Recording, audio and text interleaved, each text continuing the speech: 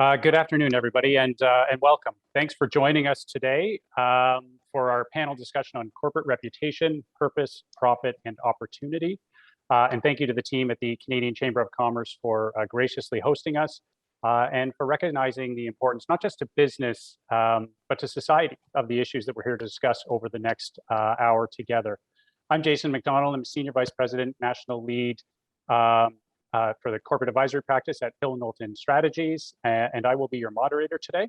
And I want to start by saying, I think it is fair to say that capitalism is under pressure today.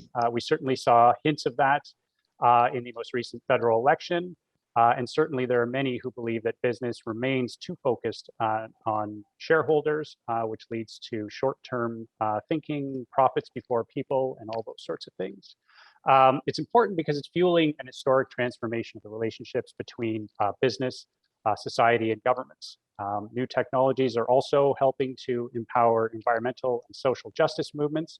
And as a result, we're seeing stakeholders' influence over business and policymaking increase like it never has before. That's contributing to greater expectations being imposed on business in terms of transparency and accountability, which is, of course, influencing decision-making. Now, I think it's fair to say that the smart businesses are responding, and we're going to hear from representatives of three of those businesses here in Canada today. You know, it's certain that financial or product or market performance still matters absolutely. But stakeholders, also want to understand why you do what you do. So what is your purpose and what contribution does that make to the communities that you are operating in? So I'm excited to have three senior leaders from organizations that recognize the importance of corporate purpose, its impact on reputation, and who are actually invested in making it part of their operations and their decision-making processes internally. So with us today, we have Megan Terry, the Chief Social Impact and Communications Officer for Scotiabank. Thank you for joining us, Megan. Megan is joined by Judith Sparks, Vice President of Communications with Suncor. Welcome, Judith. And by Tanya Bevington, who is the Head of Communications for IKEA Canada. So thank you, Tanya, for joining us. We know you're all very busy and we only have an hour, so maybe we'll get right into it. Maybe I'll start with you, Judith. Suncor has a very clearly articulated corporate purpose, which I'm sure took a great deal of effort and energy, certainly, to develop. But you can only arrive at a clear statement like the one that you have if you actually understand what we mean when we say corporate purpose. Can you talk a little bit about what it is, define it for the audience? And the reason I ask is because I think for some people it's still a little bit fuzzy, or it gets conflated with things like taglines and mission, vision, and values, you know, marketing type content. Thanks for that question. And yes, I think vision, mission, values, purpose sort of get jumbled together. So my perspective is, I think vision outlines where your organization is going. It's that destination. Mission really describes what your organization does and for whom. And then I think values really is the foundation of your culture and actually guides a lot of your behavior. Purpose is really, it answers that question of why. And I always think of Simon Sinek when I talk purpose, you know, begin with why. Why does your organization exist? And what is the impact that your organization is trying to have? And I think, you know, within the context of what you just described, it's obviously becoming increasingly important because, yes, you know, businesses need to make money to stay alive. But the analogy I would use is we all need to pump red blood cells to stay alive. But I don't think as human beings we would describe that as living. So, you know, there's this awareness of organizations, I think, can and are expected to play a much greater role within society as a part of society. And I think that your purpose really gets at describing that. And I would also reflect that when you think about, you know, vision, mission, values, they're very they're sort of insular notions, right? They're very self absorbed. It's sort of within the context of your organization.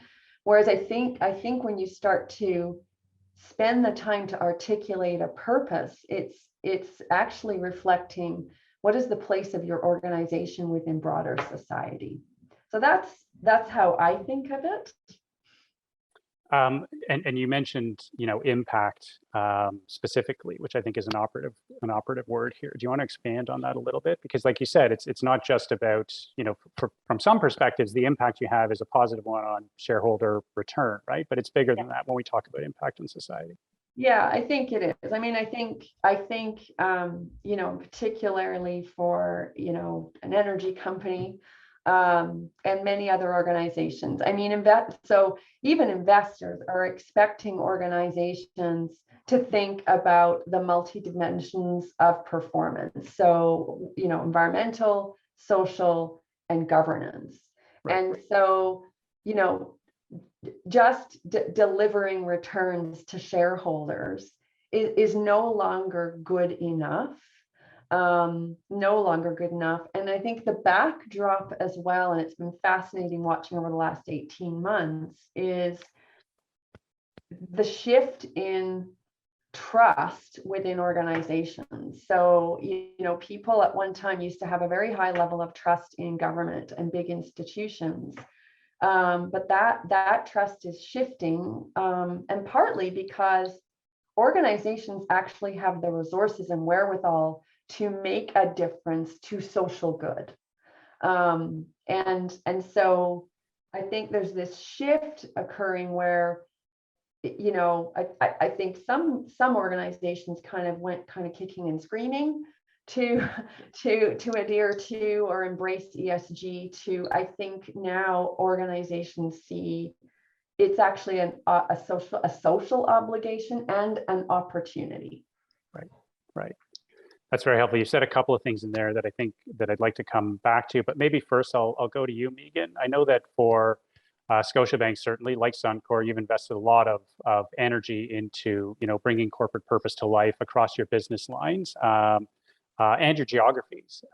Very complicated, company operating in multiple jurisdictions. So, for any doubters out there, that should be a strong signal that corporate purpose is more than just nice words, as Judith was saying, that it also contributes, in concrete ways to the business itself. Can you talk a little bit about the power of purpose? I know you've written about it, certainly, and spoken about it, but maybe focus us on why it matters and how it actually helps the business perform. Absolutely, Jason, and I just want to echo also what Judith said. I love that she started with why, because that's the way we think about purpose at Scotiabank, and to build on that as well. When we went through the exercise of articulating our purpose, and I really am careful about saying articulating our purpose, because we want to define the expression, but we were also very aware of when we went through this process that the bank has existed for over 180 years, and there has been a purpose there for over 180 years, and we wanted to make sure we were articulating it and explaining the why we're here. But further to that, I also think that purpose can inspire action, and it can inspire confidence with all of your all of our multitude of stakeholders that we now respond to on a daily basis, that are interested in the positive impacts that our business makes, and concerned about any how we're mitigating against risk in the future as well. So it can inspire confidence, but it can also drive fantastic behavior, and it can drive business strategy as well. So I like the why, because it starts with your first principles, and if done properly, it can also inspire future action and future decisions as well, because it's something that will anchor the bank or the business. And you talked about those words. When we went through the process, we did call it criteria first, words last. And we really took a leap of faith and decided that if we could get the criteria of what we wanted our purpose to do for our people, for our communities, for our stakeholders, for our shareholders, all of those stakeholders alike, we had faith that, given our rich history And given our DNA, those words would come to us and they would fall out. So, like many organizations going through the exercise, there's some table stakes that you need to look at, whether it's translatable, whether it's pithy, whether people will use it, how they will use it. But I think it's also really important to go through your own process of what is uniquely for us, uniquely Scotiabank, what is unique to your organization in the impact that you're trying to make, so that you can ensure that your purpose reflects those unique aspects. And then again, it drives action, whether that's in your diversity and inclusion commitments, whether that's in your your social impact and community investment programs, or even whether that's just in how your employees feel the people promises to them and how they show up at work every day. Who's being promoted, who's being not promoted, how teams continue to evolve, and so forth. So for us, we call it the red thread, and our purpose has served us very well, particularly over the course of the last year through the pandemic times as well. It's that's very helpful. Thank you. I mean, you've raised a couple of points I think that are really, they're really interesting ones. They also have very practical implications for an organization. The point about people showing up at work and how it's sort of how it's knitted into how they perform, how they behave, all those kinds of things. I think one of the challenges we run into sometimes is people treat these discussions about purpose, mission, values as a communications exercise, right? And I mean, interestingly, I had this actually as a follow-up question for later in our discussion, but all of us on this call have communications as a core part of our responsibilities. How do you overcome that? Megan, and maybe I'll ask you because you've just described the process. How do you overcome that internally, this idea that it's actually a communications thing? It's not, sort of core to the operations of the business. Well, and again, that's why we started with the criteria first. So actually, when we delivered the program, and I was the vanguard of the process, and I felt very lucky to be able to help express what the purpose is. But we really focused it on our leadership team and our what we call the operating committee at Scotiabank, and where they needed the purpose to perform and work harder for the bank. So for that was ensuring that we were showing up as a bank that we were enabling, that we were forward looking and focused on the future, that we were optimistic, and that we were both serving our customer, but also the communities around us. So more universal as well. And that came from our operating committee. So that was our leadership team. We then took that out to ensure that we were taking with us the future generations of Scotiabanker leadership as well, and ensuring that it was something that would stand the test of time. And we were very ruthless about ensuring we had signature programs in place, big signature programs that would demonstrate that we were putting our investments and our programs behind these words. For every future is the words that we used. And then we also allowed some leniency. So when we look at our operating committees and our leaders, when they thought about how they could use that in their own organization, in their own decision making, we give them the leniency of being able to adopt and bespoke it so that it serves the same criteria that we set out to serve, but it's much more bespoke to their organizations. So whether that is in our compliance team, building trust for every future, or our business banking, serving customers for every future and helping prepare for every future. There's different ways that they can each look at it and bring it to life, but staying true to the same spirit behind the words. Very helpful. Thank you. Maybe I'll build on that a little bit by turning to you, Tanya, with my next question. I was on a call earlier today and I was accused of looking too professorial because I was wearing a jacket and a tie for this Zoom world. So maybe it's appropriate that my question starts with a British economist, Sir John Kay, who years ago said that profit is no more the purpose of business than breathing is the purpose of living. Good words, interesting sentiment, but the simple truth is that companies and a couple of folks have already mentioned this, companies that aren't profitable may not actually be around long enough to, deliver on purpose or any of the positive social impacts that go with it, or at least that would be an argument for people who, still remain to be convinced a little bit. Can you talk a little bit about the relationship between IKEA's corporate purpose, the culture that it's helped to sustain internally, globally for you, and how that influences the business decisions that help you meet your, the business and financial objectives of the company? Absolutely. Thanks, Jason. And great to hear from Judith and Megan as well, too. For IKEA, we actually feel that it's good business to be a good business, and that profit and purpose can go hand in hand. Similar to Megan, we've had our vision and purpose for over 70 years, which is to create a better everyday life for the many people. And we really take that to task in a really meaningful way, because we do feel that we can have a positive difference in the lives of the people that either shop with us or where we operate, in the communities in which we operate. So we actually want to be seen as more than just a home furnishing retailer. And we do really feel that we're big enough to make a difference. We have over 1 billion customers worldwide. So there's a huge responsibility that we do good in the world as well, too. You're also seeing that more and more customer expectation and employee expectation that, we want to align with brands that are doing good, that are more open and transparent about their business practices. So we've started to be more open and transparent because we see that there's a benefit to do so. And more, those companies that are really doing well successfully are really leaning into their purpose. And we can see there's studies that have shown that if you really lean into your purpose, you can increase profit by 10%. And we also see in terms of long-term growth that, attracting new customers to IKEA by sharing our journey, establishing more meaningful connections with existing customers, that will actually help with long-term sales growth for us. So we really see that as a combined.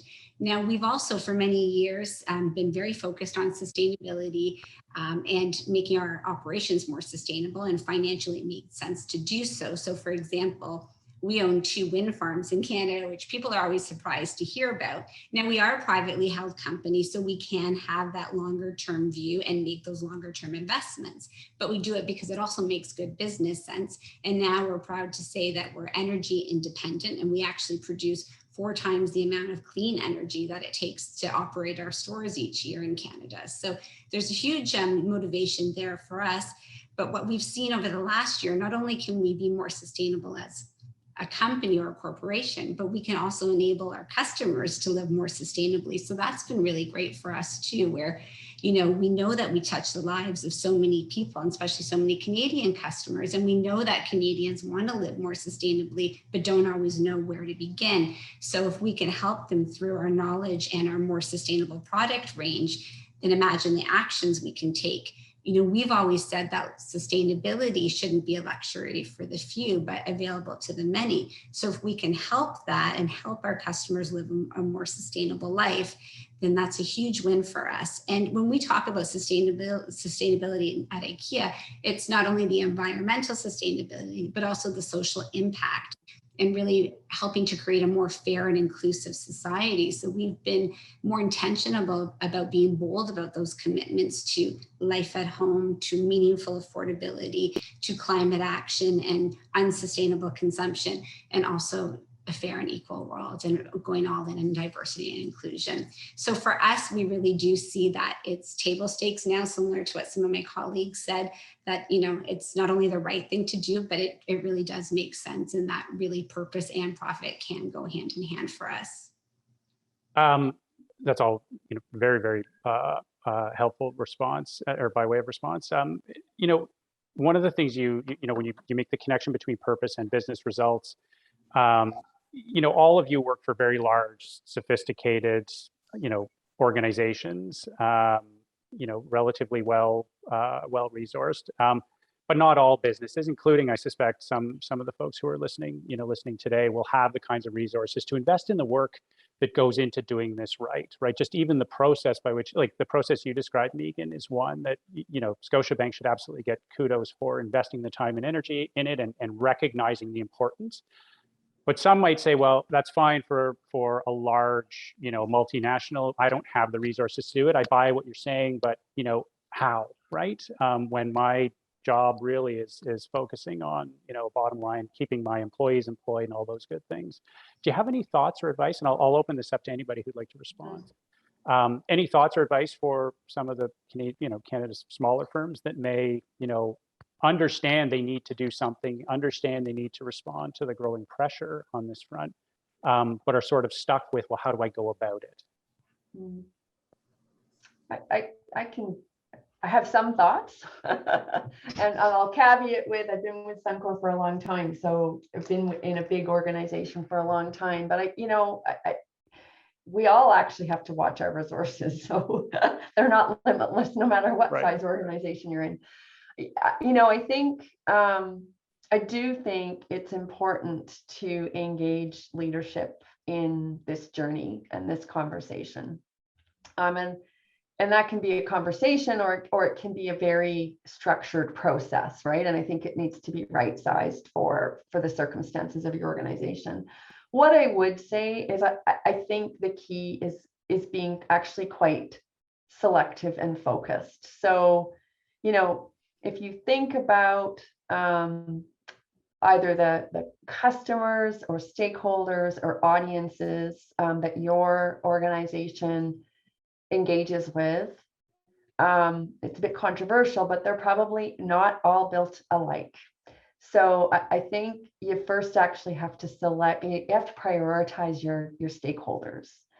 I think it's really helpful then to reflect on what causes matter to those stakeholders, and given the business and assets and strengths of your organization, where is there a match between where your organization can actually make a positive difference and those issues that matter to those particular stakeholders.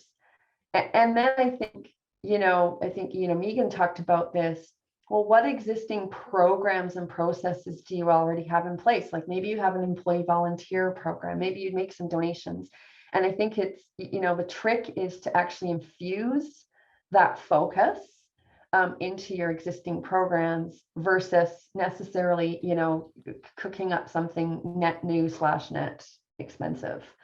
And I think also having the courage to just speak out on issues that matter to both you as an organization and those customers or stakeholders, and seeking opportunities to become a voice in those conversations.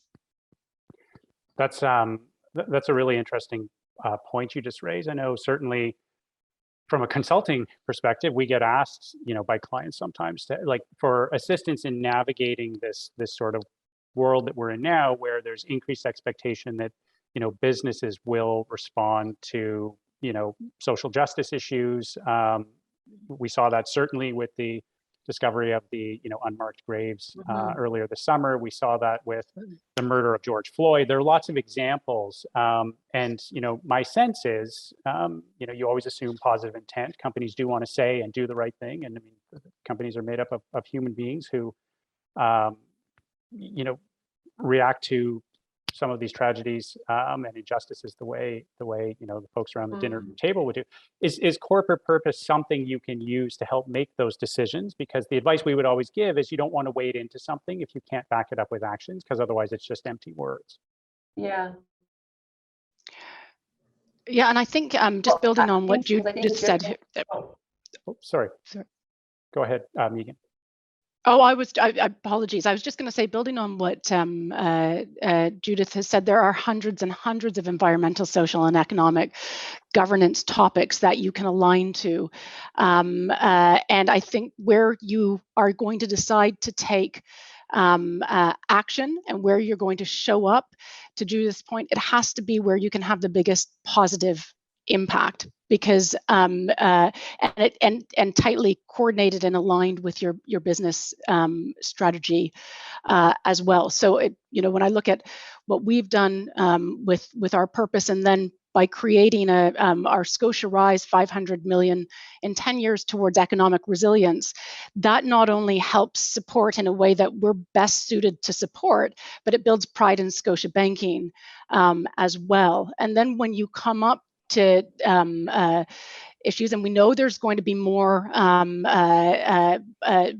points of reflection in the future at times when maybe we didn't realize that there were communities being as hurt, and we need to show up for them.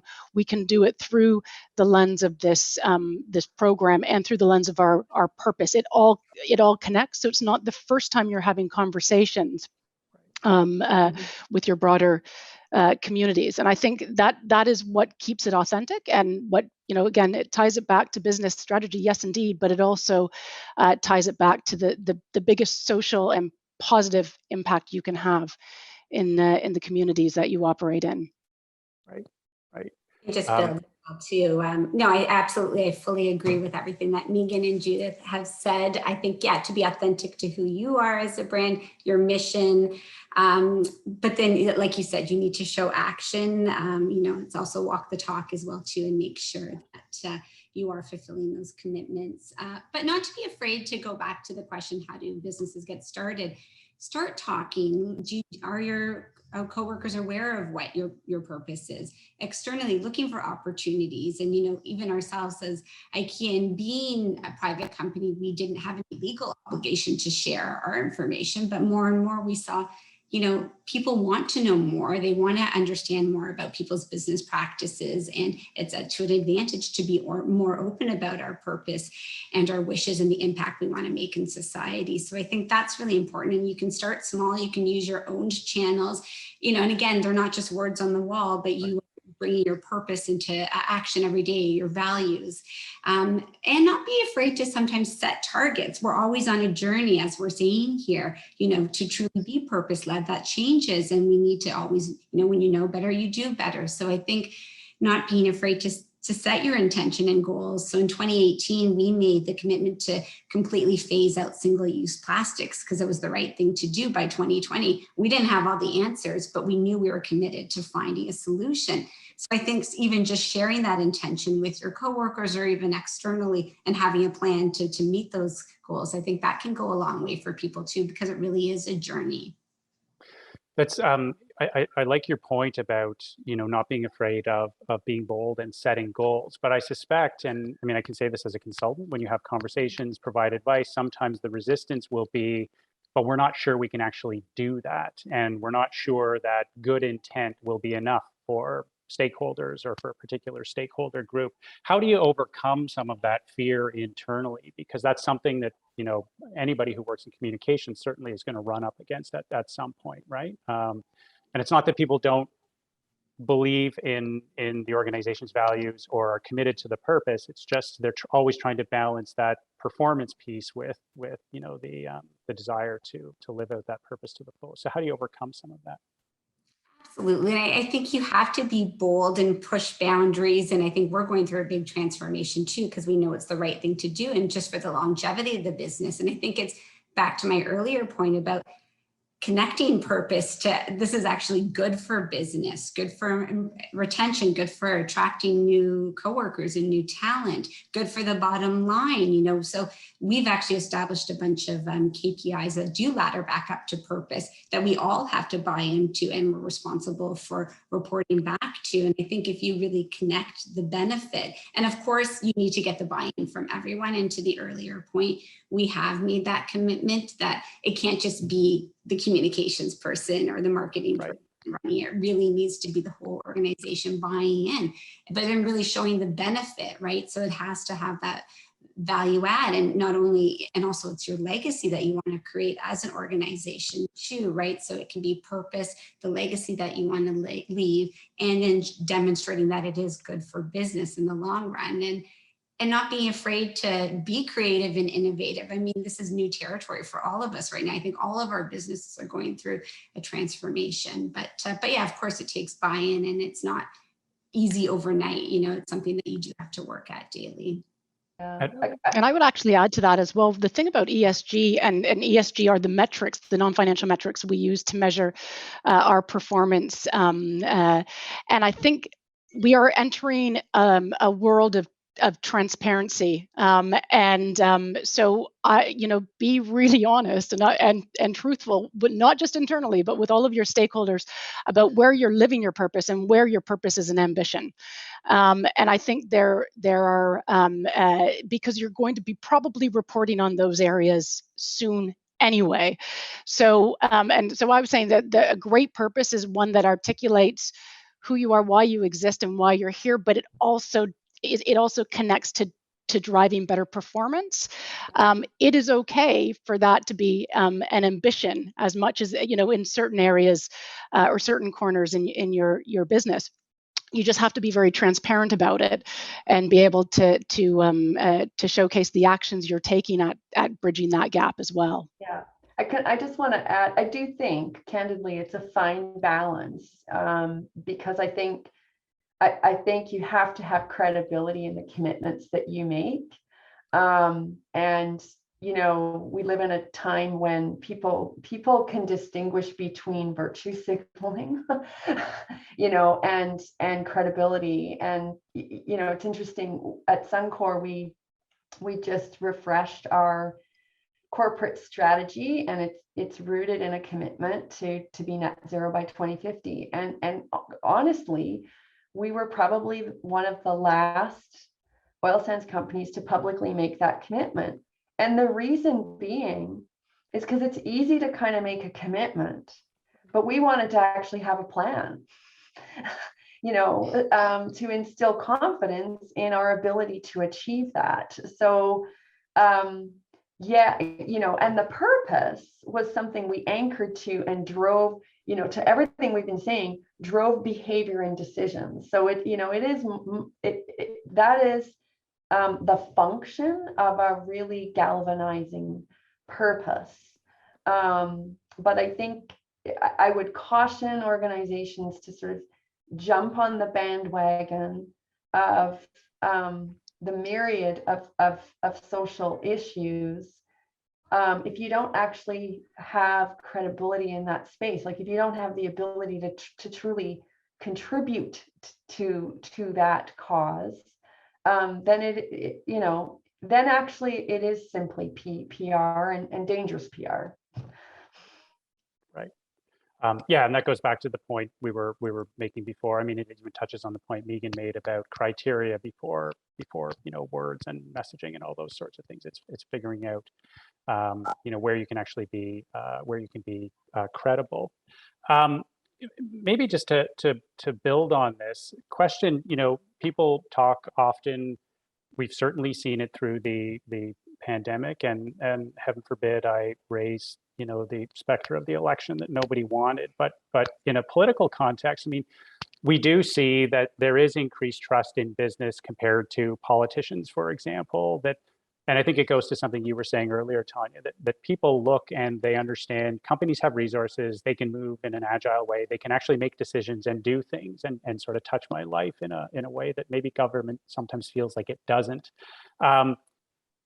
How important is this idea to all of what we're talking about, that it's on some of the bigger issues that we're facing as a society, whether it's climate change, social injustice, or what have you, that business maybe now has a more outsized role to play than it once did, and in some ways maybe a more important role than even government in a lot of cases, or am I overstating the importance and value of business contribution to the kind of society, creating the kind of society we want to live in? I'm not sure I think about it in terms of size of role. I think what's happened is a recognition that we are all, it's systems thinking. We're all part of a system. And so everybody has a role and contribution to play. And I wouldn't actually want to ever understate the important role that government has, right? When you think about policies.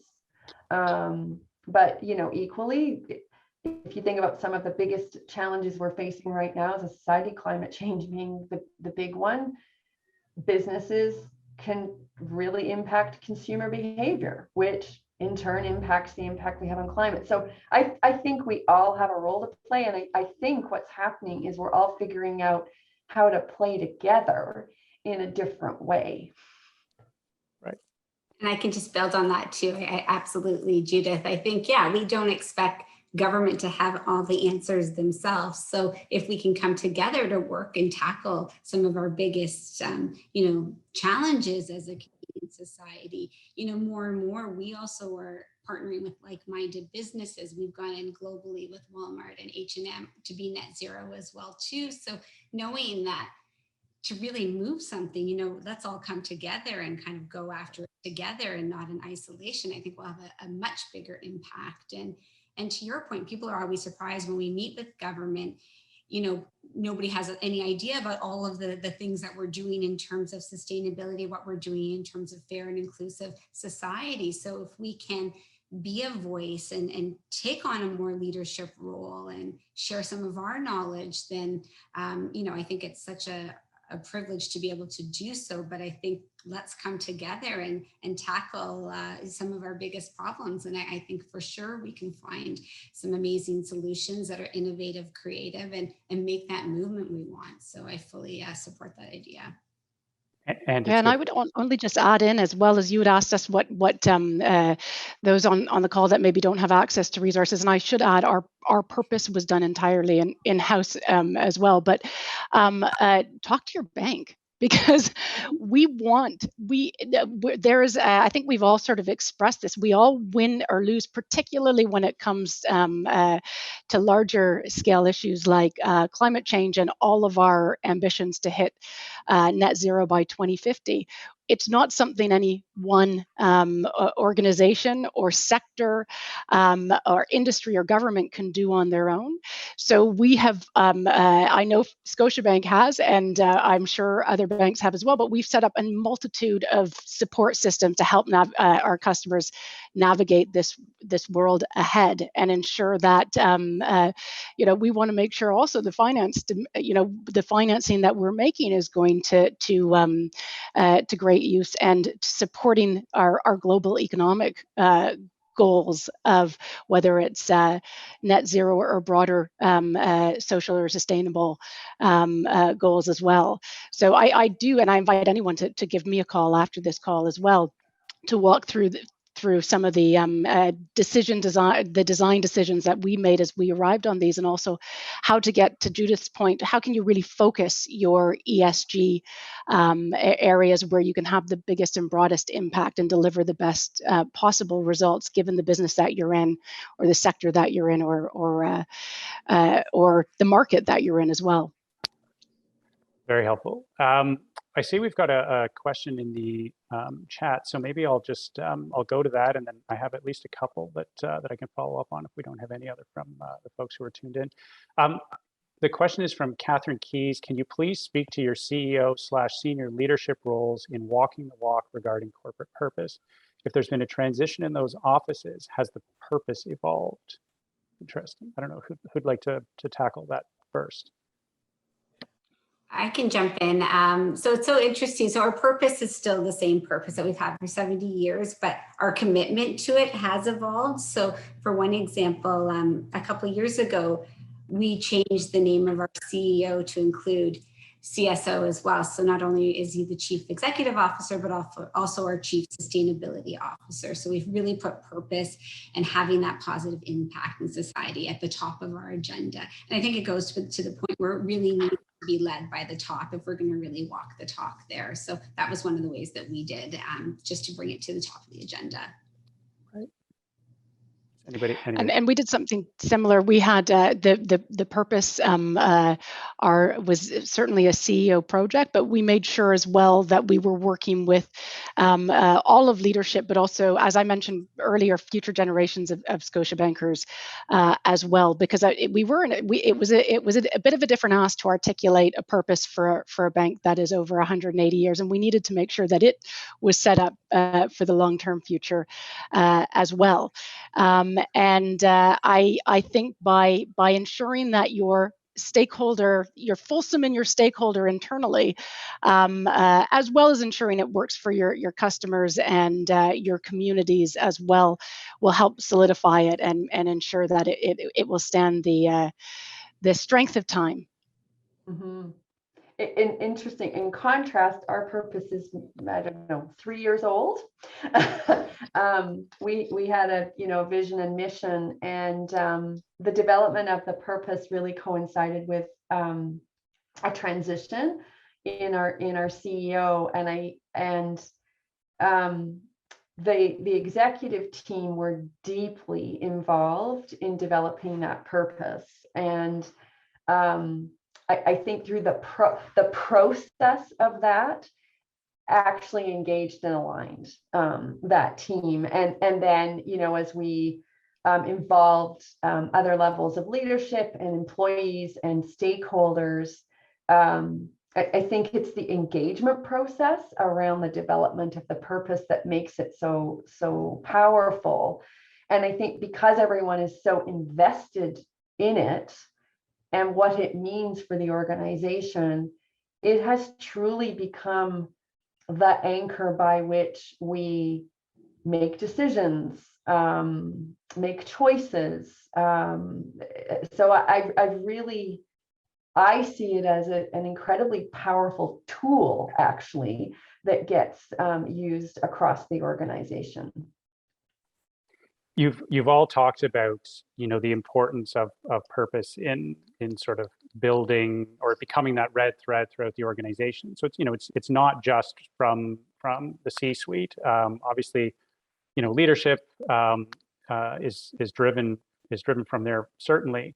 But in terms of actually developing the corporate purpose or clearly articulating it, even if it's something that's sort of latent but just needs to be uncovered and sort of more clearly articulated, how do you go about engaging sort of employees writ large in the process? Because I think as communicators, everybody knows that if it simply comes from on high, it's unlikely to grow any real roots. I don't know if somebody'd like to tackle that.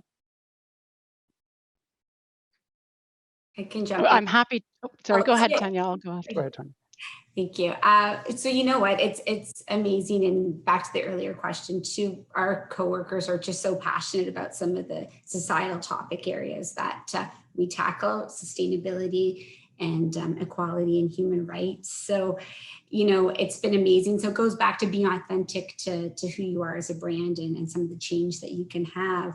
And we know that our purpose, we need our coworkers to help to position the brand and really lead through our purpose. Every interaction with a customer, with a member of the public, when our coworkers are sitting around their dining table talking with their families, it's an opportunity to demonstrate that we're leading with our purpose. And we've made the commitment to go all in and do that, and really equipped our coworkers to be some of our best brand ambassadors and help to give them a voice to share the news. Because like you said, if it just comes from the top, it's not going to resonate the same way, but we all have a role to play in sharing the purpose. And, our coworkers are so excited to do that. And now it's just to help to unleash that and through different channels, help them have more voices and to share that story and really use any opportunity to position us in the way we want to be. Mm-hmm. Megan, you were going to jump in. Oh, I was just going to say we did it up, down, all around, bottom up, top down. So we started with a series of videos from our leadership talking about what purpose was, but then we were very deliberate about stopping after everyone saw their leader talk to purpose and what it meant to that leader. And these communications were very different. And this is where communications really does come in and help create that change and help make sure that everyone's aware and they're able to use it properly. And we gave everyone leader guides, and they had their own workshops, and they worked out what the purpose meant to their teams, what it meant to them personally across all of our markets and all of our business lines.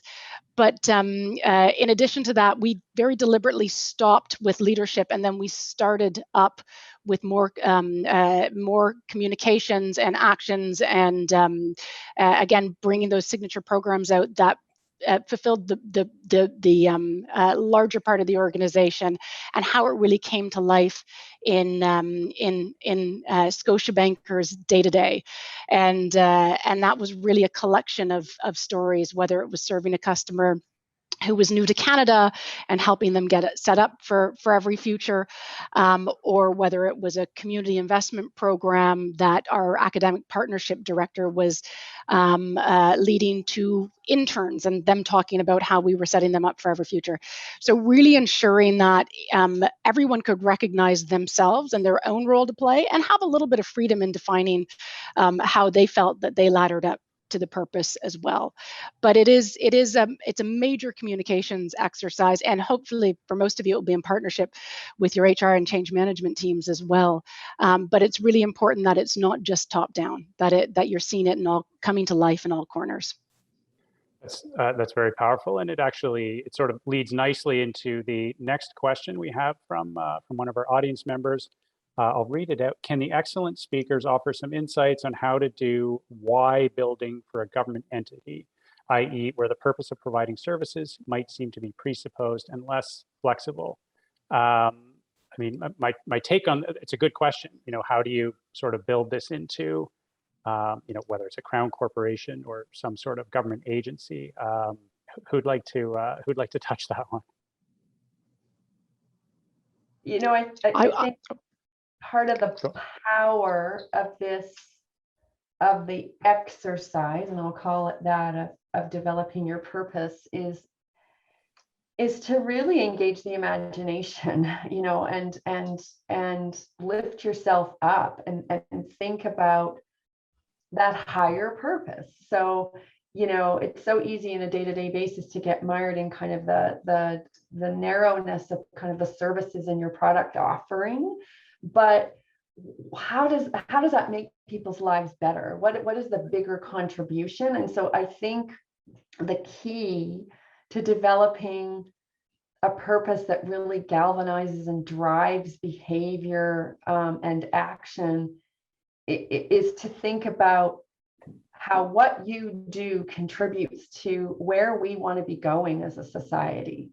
And so I think it does require, imagination. I think it requires hopefulness, and to not limit yourself in that conversation, and then kind of get quite real about, well, then what can we do legitimately? How can we contribute to this? Right. Megan, I think you were going to jump in on this one too. Yeah, and I don't think it's that different of a process. It may be different criteria, but I would start with your criteria. What is it that that you want what is it that you need your purpose to achieve for you? What is so yes, those table stakes, and I'll send you a list if you want to see them. But what is it that's unique to your organization or your or your area of focus that needs a purpose? What is that criteria? And ask those questions first. And oftentimes when you're building out that criteria, it can help you get much closer to the words that, to Judith's point, will spark that galvanization and that behavior change as well, and give everyone a sense of alignment in the goals that you're trying to achieve. Yeah, I would tend to agree with all of you that it shouldn't matter necessarily whether you're a public or private sector organization. That what is your reason for being, and how does that contribute to the greater good? If on the performance side of things, it's shareholder return or it's a public service, I mean, it shouldn't actually matter, right? You join an organization, hopefully agree with their values and understand the contribution they're making. Maybe there's some differences in how you go about it, for regulatory reasons or government policy reasons or whatever it is. But at the end of the day, I mean, it shouldn't ultimately matter, I guess. I'll maybe ask one more question, and then I think we'll be pretty much almost at our hour. One question that sticks out for me is, we've seen this rapid evolution. I mean, I know CSR, ESG have been around, but this more focused, sort of broader public discussion around corporate purpose And that sort of increased pressure I talked about off the top that organizations are feeling from stakeholders, from the public, has certainly accelerated, I would argue, in the last couple of years. So where do we go from here? What happens next? So like we've seen the increased emphasis on ESG. We've seen companies struggling a bit with how to, respond to social justice issues, for example. Like, what's the next step in the evolution of this sort of changing relationship between stakeholders, business, and governments, for that matter, and that focus on purpose and social impact?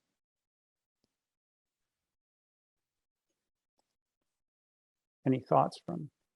Go ahead. I think continually having your ear to the ground, hear what matters to your stakeholders and to your coworkers. I think where we can partner and align more. We've had a lot of internal benchmarks, if you will, but now we are really closely following the UN Sustainable Development Goals and where we can contribute to that and partner. We talked a little bit about partnership earlier. I think that's key. Still being authentic to who you are, and maybe having a more open perspective of, even the question before, for us, life at home, we sell furniture, but a better life at home can be home your own four walls, but in the community. So what role can we play in the community in creating a more purpose-led, better experience in our own communities? And then of course, our shared home, the planet, and what we can do there. So don't be afraid to be open and creative and to see where, maybe you do have a bigger sandbox to play in that is authentic to who you are and your brand, and continue to learn from each other. What are other businesses doing? Set goals for yourself, because if you don't set the goals, you won't meet them. And and I think it's great that we're being able to participate in broader dialogue, which, traditionally maybe organizations wouldn't have been able to touch if they want to. So look at it as an opportunity more than a challenge, I'd say. Great advice. Megan or Judith, would you like to add to that? Sorry, Judith, go ahead. Like especially in our sector, I'm really seeing more and more partnerships, and business to business.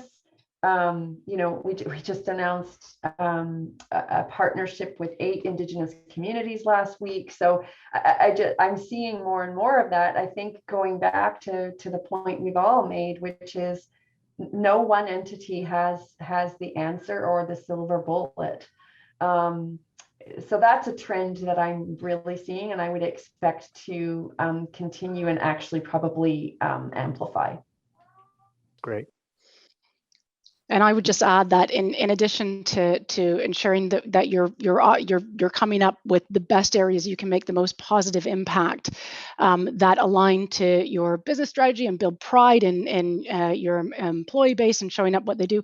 Make sure the commitments that you make. I think Judith made a great point on her net zero planning, and we take a similar view. Just make sure that in this new heightened scrutinous world of ESG and ESG reporting, make sure that you can actually hold yourselves accountable to the commitments you make and ensure that you've got robust ways of reporting outcomes. I talked earlier about Scotia Rise, 500 million for economic resilience.